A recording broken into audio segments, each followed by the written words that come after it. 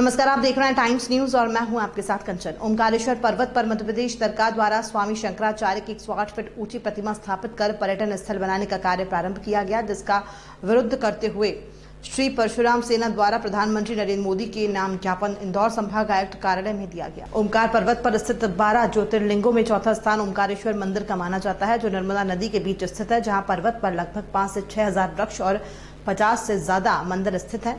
उन मंदिरों में लोगों द्वारा श्रद्धा पूर्वक पूजा पाठ भी किया जाता है, लेकिन पर्वत पर एक पर्यटन स्थल स्थापित करने के लिए मध्य प्रदेश सरकार द्वारा शंकराचार्य की 108 फीट ऊंची प्रतिमा स्थापित करने का कार्य शुरू किया गया है, जिसके कारण मां नर्मदा का एक अभिषेक मार्ग बंद कर दिया गया है और आम श्रद्धालु जनों को परिक्रमा मार्ग भी बंद होने की वजह से परेशानी का सामना करना पड़ रहा है। इसके चलते श्री परशुराम सेना के द्वारा विरोध करते हुए पर्वत को बचाते हुए और श्रद्धालुओं की श्रद्धा को देखते हुए शंकराचार्य की मूर्ति को सामने वाले घाट पर स्थापित करने की मांग करते हुए ज्ञापन दिया गया। सेना के तत्वाधान में माननीय देश के वरिष्ठ प्रधानमंत्री भक्त हृदय नरेंद्र भाई मोदी जी को ज्ञापन सौंपा है और ये प्रार्थना की गई है उस ज्ञापन के माध्यम से कि जो ओंकारेश्वर पर्वत को पर्यटक स्थल के रूप में परिवर्तित किया जा रहा है और वहाँ पर आदि शंकराचार्य भगवान की मूर्ति स्थापित की जा रही है, तो मूर्ति का कोई भी विरोध नहीं है। मूर्ति पर्वत पे ना करके घाट पे की जाए, जिससे आम आदमी जा कर के वहाँ तक दर्शन करे।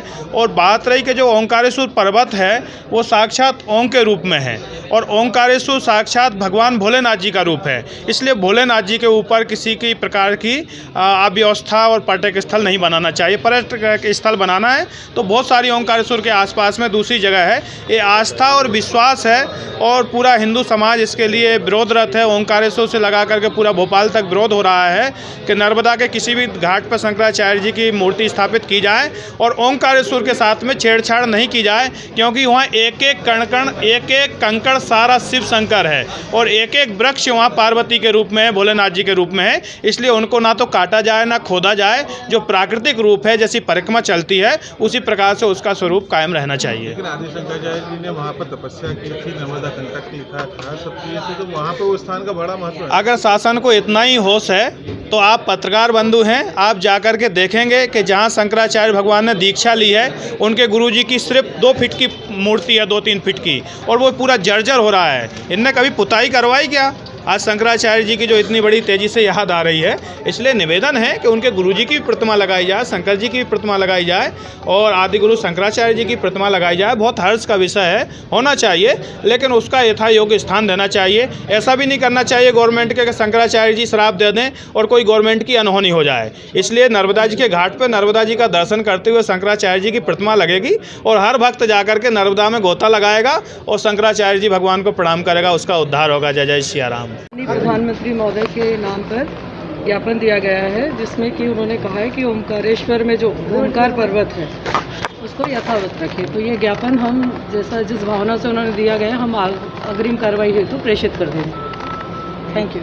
स्वयंभू शिवलिंग है, ईश्वर ने उसे बनाया है और माँ नर्मदा उसकी खुद प्रतीक्षणा करती है, दोनों तरफ से उसके अभिषेक करते हुए चलती है। और जैसा कि बताया कि वहाँ पे कामत पर्वत की पूजा की जाती है, ओंकार पर्वत की पूजा की जाती है, वृंदावन में भी हम लोग परिक्रमा करने जाते हैं। तो ये जो पर्वत है ये सब पूजनीय स्थल है। उन पूजनीय स्थलों को अगर हम समापन करेंगे तो हिंदू भावना कहीं न कहीं पे आहत होगी। उसी के स्वरूप में आज हमने परशुराम सेना के नेतृत्व में आदरणीय जितेंद्र त्रिपाठी जी और कमल दीक्षित और सभी साथी ब्राह्मण साथियों के साथ मिलकर हमने ये बात करने की कोशिश करी है कि उस पर्वत को, उस शिवलिंग को आप समापन न करें, प्रकृति के साथ छेड़छाड़ न करें। वहाँ सैकड़ों बंदर हैं, वहाँ करीब 2500 वृक्ष उन्होंने काट दिए हैं और 2500 से ज़्यादा वृक्ष वहाँ काटने की तैयारी की जा रही है। तो पर्यावरण को अभी 2016 में माननीय मुख्यमंत्री जी ने वहाँ पर 2 करोड़ रुपये के पौधों का वृक्षारोपण भी किया था।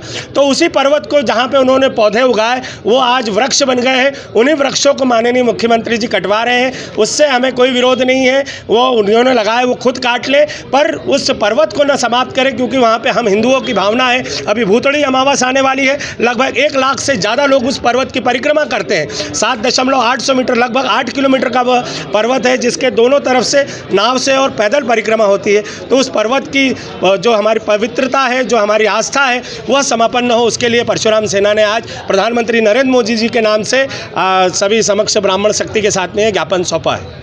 टाइम न्यूज़ देखिए अब आपके मोबाइल और स्मार्ट टीवी पर। लाइव प्ले स्टोर से डाउनलोड करें।